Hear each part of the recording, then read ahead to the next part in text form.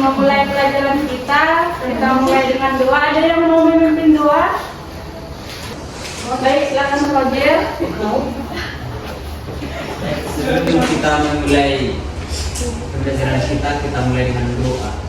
Doa kita mulai.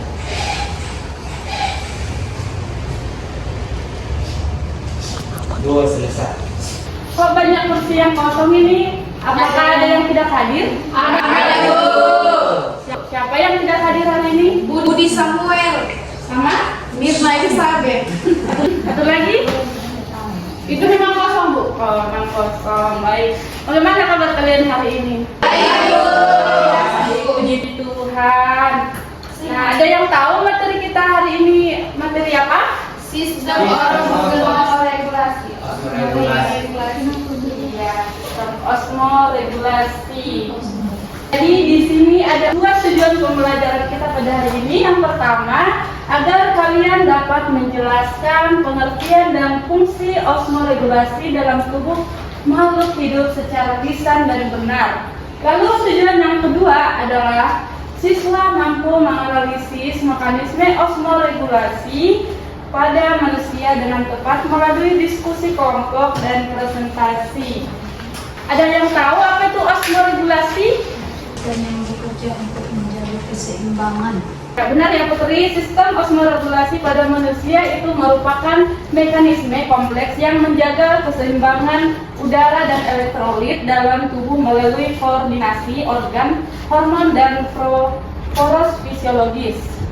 Nah, di sini Ibu ada dua gambar. Ada yang tahu ini gambar apa? Apa yang kalian lihat di gambar ini? Orang capek. Orang capek. Tekanan darah itu. Tangannya diukur ke tangan. Terluka. Dehidrasi. Iya, dehidrasi. Gambar pertama ini adalah dehidrasi. Dan yang kedua ini, ada yang tahu? Hipertensi. Ya, benar ya. Yang gambar yang pertama itu adalah dehidrasi dan gambar yang kedua adalah hipertensi. Nah, di sini Ibu ada LKPD yang akan kalian kerjakan secara berkelompok. Tapi terlebih dahulu kalian membagi kelompok menjadi dua kelompok. Silahkan dihitung dari satu, dimulai dari Lasmi. Satu. Ani? Satu. Dua. Baik, yang kelompok satu silahkan membentuk kelompok di sebelah sini dan kelompok dua di sana.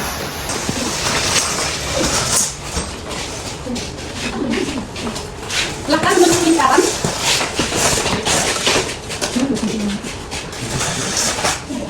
Baik, yang kelompok satu silahkan mengerjakan yang gambar nomor satu dan nomor lain. Kelompok dua silahkan mengerjakan yang gambar nomor dua. Baik Bu. Cara pengerjaan LKPD-nya silahkan diperhatikan gambar dan baca materi dari berbagai sumber untuk menjawab soal-soal yang ada di LKPD-nya.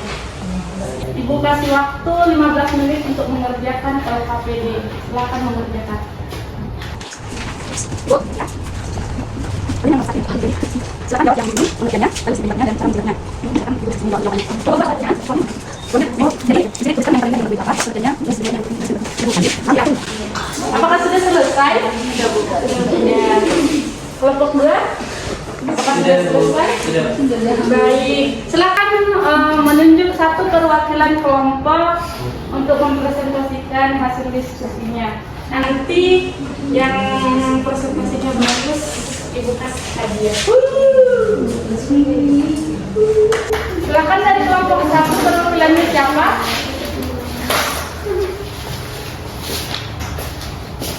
Kelompok dua.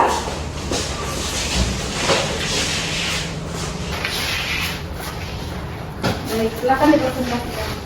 Baik, yang black kelompok satu. Baik, saya dari kelompok satu akan presentasikan itu peta konsep gambar karton, yaitu dehidrasi. Dehidrasi adalah kondisi kekurangan cairan dalam tubuh karena jumlah cairan yang keluar dari banyak daripada yang masuk. Dehidrasi dapat terjadi akibat aktivitas fisik dan berlebihan, kurang minum atau kehilangan cairan melalui keringat, muntah dan diare. Dampak dehidrasi ada antara lain menurunnya kemampuan kognitif, kelelahan, gangguan keseimbangan elektrolit dan penurunan terma fisik. Itu penyebabnya kurang asupan cairan, tidak minum cukup air pada 0, lupa, kesibukan, dan keterbatasan akses air bersih merupakan penyebab paling umum dehidrasi.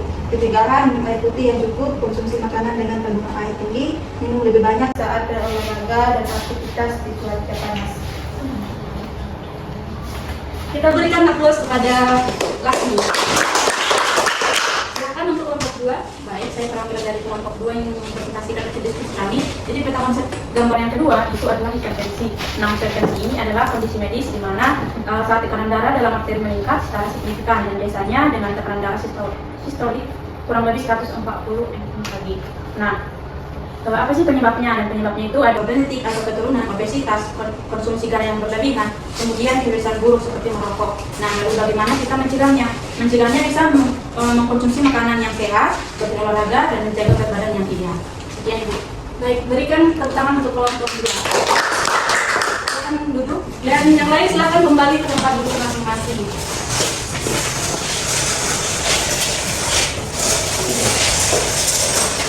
Apakah ada yang ditanyakan tentang kedua gambar ini? Apakah cukup jelas dari presentasi dari kedua kelompok? Jelas. Oke. Bu. Baik, silakan Bu Rendra. Osmoregulasi itu adalah mekanisme kompleks yang menjaga keseimbangan udara dan elektrolit pada tubuh. Jadi organ-organ dalam sistem osmoregulasi itu antara lain itu ada ginjal, kulit, dan juga hipotalamus. Yang pertama, ginjal. Ginjal terdiri dari korteks medula, panggul ginjalis. Untuk fungsi ginjal itu, unit fungsional ginjal itu adalah neutron atau glomerulus kapsul, bauan tubulus proximal, lempung Henle, tubulus distal, ductus pengumpul. Untuk fungsinya adalah filtrasi darah, reabsorpsi zat penting, dan sekresi limbah. Untuk organ yang kedua ada kulit. Kulit berkontribusi dalam osmoregulasi melalui kelenjar ekstrim yang mengeluarkan keringat mengandung udara, natrium dan klorida. Saat suhu tubuh naik, keringat mendinginkan tubuh sekaligus mengurangi volume cairan ekstrakular. Lalu yang ketiga ada hipotalamus. Hipotalamus memainkan peran penting dalam osmoregulasi dengan reproduksi dan melepaskan hormon antidiuretik atau ADH atau vasopressin. Hormon ini membantu mengatur keseimbangan air dalam tubuh dengan mempengaruhi kembali air di ginjal. Adapun beberapa fungsi dari sistem osmoregulasi yaitu yang pertama menjaga tekanan osmotik cairan tubuh agar tetap stabil, mengatur volume dan konsentrasi elektrolit dalam darah, menjaga kestabilan darah dan volume darah, mencegah terjadinya dehidrasi atau kelebihan cairan yang dapat mengganggu fungsi sel dan organ. Adapun kelainan yang terjadi pada sistem osmoregulasi, yang pertama itu penyakit diabetes mellitus yang terjadi akibat defisiensi ADH atau sentral atau resistensi reseptor ADH atau nefrogenetik. Lalu yang kedua adalah gagal ginjal. Penurunan laju filtrasi glomerulus atau LFG secara tiba-tiba akibat iskemia atau nefrotoksin. Baik, demikian materi yang Ibu sampaikan. Apakah ada pertanyaan? Kan ada yang bisa menyimpulkan materi kita pada hari ini? Baik, silakan Eti. Jadi kesimpulan dari pembelajaran kita hari ini tentang sistem osmoregulasi pada manusia. Jadi osmoregulasi itu adalah sistem yang sangat penting untuk menjaga homeostatis udara dan juga elektrolit. Nah, adapun organ sistem osmoregulasi itu seperti ginjal, hormon, dan juga kulit yang sangat berperan sentral. Nah, lalu ada gangguannya. Nah, gangguannya itu seperti batu ginjal ataupun diabetes insipidus yang sangat memerlukan penanganan spesifik. Sekian Ibu. Baik, terima kasih Eti atas kesimpulannya. Kita berikan tepuk tangan untuk Eti.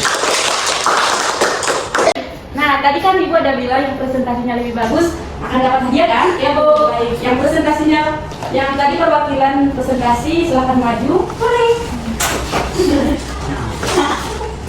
Karena kalian sama-sama bagus, jadi Ibu tampilkan keduanya. Jadi Ibu kalian berapa? Boleh Ibu. tiga orang nembak kita. Dua ini berapa orang? Empat ibu. Nembak kami itu.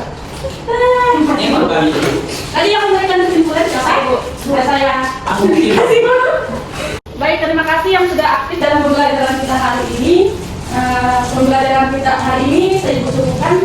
Ada yang mau memberikan refleksi untuk atau pesan-pesan untuk pembelajaran kita hari ini? Saya Bu. Silakan saja. Baik Bu, terima kasih atas waktunya Bu, saya memberikan kesan dan pesan. Jadi Bu, pembelajaran kita pada hari ini sangat-sangat luar biasa dan kami merasakan sekali sebagai siswa dan kami menjadi mengetahui tentang sumber regulasi ini Bu. Di mana sebelumnya kami tidak tahu Ibu, sekarang kami mengetahui tentang sumber regulasi itu dan bagaimana apa sih yang terjadi di dalam sistem sumber regulasi ini dan bagaimana upaya kita dalam mengurangi pengurangan kadar air yang ada dalam tubuh kita sendiri. Terima kasih Bu. Baik, terima kasih Roger untuk referensinya untuk pembelajaran kita hari ini. Untuk materi kita minggu depan adalah dari regulasi, silakan dipelajari di rumah. Baik, untuk menutup pelajaran kita, silakan kita berdoa yang dipimpin oleh salah satu. Silakan Berta. Baik, sebelum kita pulang, marilah kita berdoa agar ibadah kita masing-masing dimulai. Benar selesai. Baik, terima kasih. Demikian pembelajaran kita hari ini. Semoga pembelajaran kita ini bermanfaat untuk kita semua. Apabila ada kata yang salah, Ibu minta maaf dan Ibu ucapkan terima kasih.